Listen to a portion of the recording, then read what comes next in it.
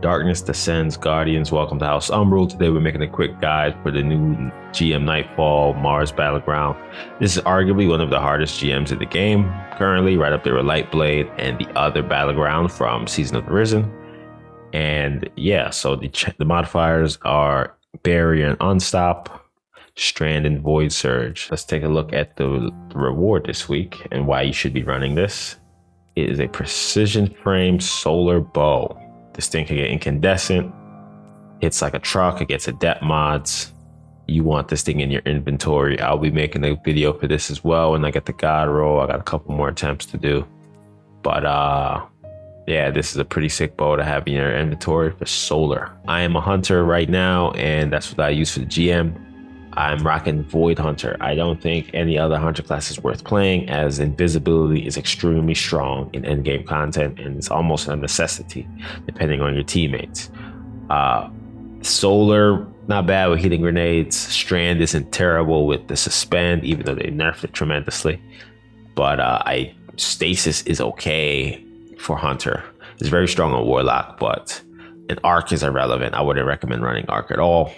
Too much risk. This is a GM. They will kill you. You got thralls that'll kill you out here. So you got to take it easy. I think Invis Hunter is the best way to go. And as far as exotics, Omnioculus is the clear-cut winner. So many times where my teammates die, I'm last one alive. I got to pop an Invis and save the day. If you are not a hunter and you're a warlock, you must be on Phoenix Protocol. Solo Warlock on Phoenix Protocol is goated. You're dropping 10 to 15 wells the entire GM. It's insane, and you're gonna need it. These enemies are tough. There's so many things that can insta-kill you. There's a bunch of unstoppable ogres that can insta-kill you. So you absolutely want to have a Phoenix Protocol Warlock on your team. Titans, you got a couple options. You can go Synthos, Banner of War. That is still very strong. I'm entering this with Wish Ender. Wish Ender is one of the best primaries in the game, top 5 easily. And it's anti-barrier built into it. It hits like a truck.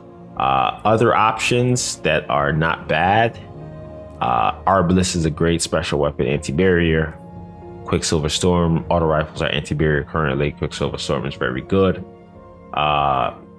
It is also Unstop scouts are still in the game, so exotic scout rifles like Wicked Implement are not bad either. This thing freezes things and it stuns unstoppable champions. It's actually pretty good if you want to run a stasis build, which is actually very strong here.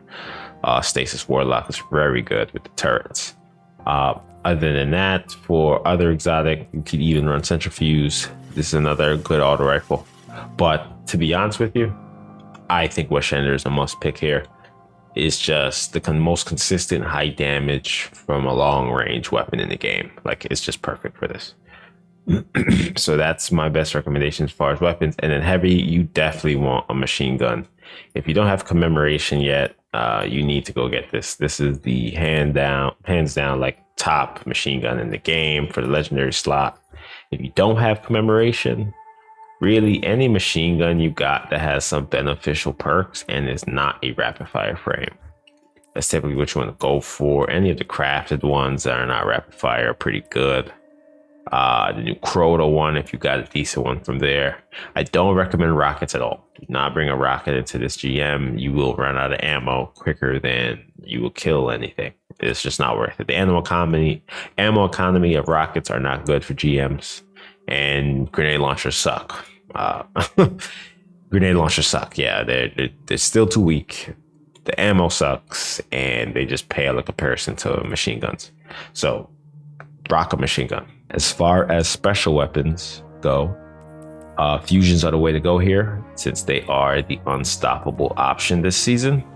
So you rock an anti-barrier primary like Wish Ender, and then you throw on a fusion rifle. I recommend rocking a fusion rifle that is a different element from the rest of your armor or your class, so that you have some shield counterplay. There's going to be all 3 types of shields, solar, void, and arc in this, and it's just trash when you're trying to kill an enemy and you don't have something to counter the shield, or someone on your team doesn't have it.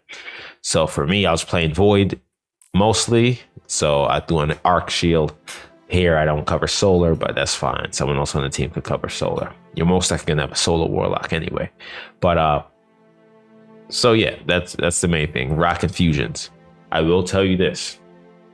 If possible, you need to have someone on your team with a long range or primary ammo unstoppable champion option. And meaning in this case, you need to have someone on your team with a scout rifle or just scout rifles currently. And the reason for this is because the only unstoppables in this are ogres, unstoppable ogres. And these things will melt you in literally less than a second. Like, it's crazy. If they even have any like focus fire on you for more than half a second, you're dead. And that's all characters. So yeah, the fusions can stun them from very far away. You just need to hold it until the unstoppable shows up and then hit them with it. It's just nice to have it on the primary. Someone just needs to have it on the primary, because the fusion really takes way too long to stun them, because you have to charge it up and then you gotta wait for the unstoppable thing to proc. It takes way too long. Scout rifle, you just need to hold it, proc the unstoppable, shoot them, and they'll stun them. Okay, so for the first encounter, you have to capture 3 tower nodes, A, B, and C. I highly recommend you do them in order, A, B, and C. If you mix them up or split up, I guarantee you will die, unless you're goated. Just do them A, B, C is the best way. Keep your team together, keep your warlock fed with orbs. The trick here is to have orbs constantly up. Have your warlock pop his super, you go in, you get some orbs, you pop your super, make orbs, your warlock gets his super back, and the cycle continues. Just keep popping wells, fighting as a group. A lot of people tend to split off and do their own thing, and it just makes the GM take longer, 1, because you're not focus firing, and then 2, people die. And then someone has to run and go save somebody, and your supers take longer, and blah, blah, blah. So just stick together, fight in the well, pop your supers liberally. Don't sit on them for hours. Use them joints. You should pop the most supers you ever pop in this GM. Super after super after super after super. Man, I was supering thralls in this shit. Like, I didn't even give a damn. I was shooting my damn super at anything that moved. It didn't matter. If it had legs, it was getting the super. Because you just want to make orbs, bro. Like, you're not trying to BS with this. Pop your super. Can't stress this enough. Other concern with this encounter is the 3rd tower, Tower C.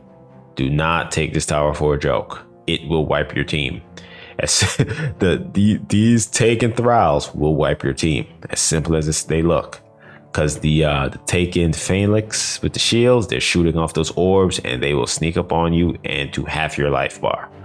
Do not take it for a joke. For the second encounter, you have to enter the room and clear ads and have your ghost hack the system.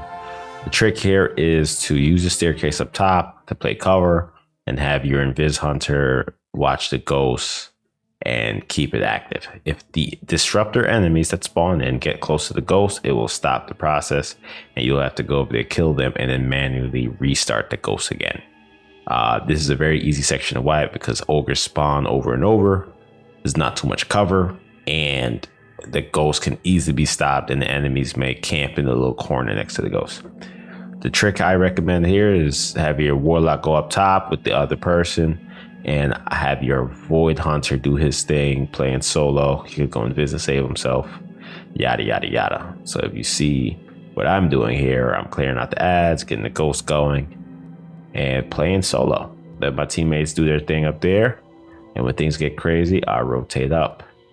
There's not much else to say. Just be very avid with your supers. Crowd control is important here because these ogres will spawn and shoot you from where they start, and they will kill you. The ogres spawn in mid laser and wipe you out. So don't take it for a joke.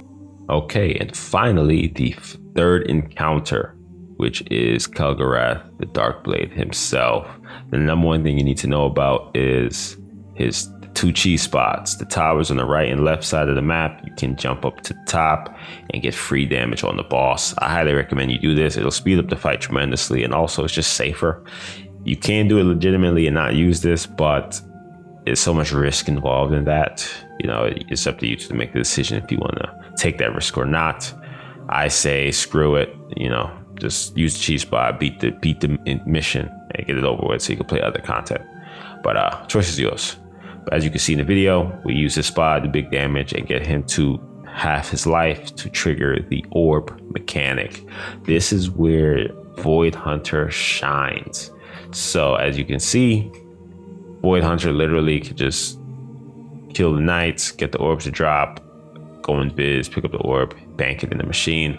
This is why I'm rocking the Arc fusion rifle on my Hunter, because you want to be able to solo these knights that drop the orbs. There are Void Arc shields, and Arc fusion rifle helps tremendously with that. But again, rock whatever you want. This is just what I did to get it done. My teammates ran off doing their thing. One was down, and I'm handling the orbs while simultaneously reviving teammates. This is the power of Invis Hunter. And that's it. So hopefully this guide helped you beat the GM. It's not too bad. After you learn the ins and outs, you can farm it pretty quickly. And let me see those bow rolls. Jump in the Discord. The Discord link is in the video description. Jump in there, drop your rolls for the new bow. Let me know what god roll you're chasing.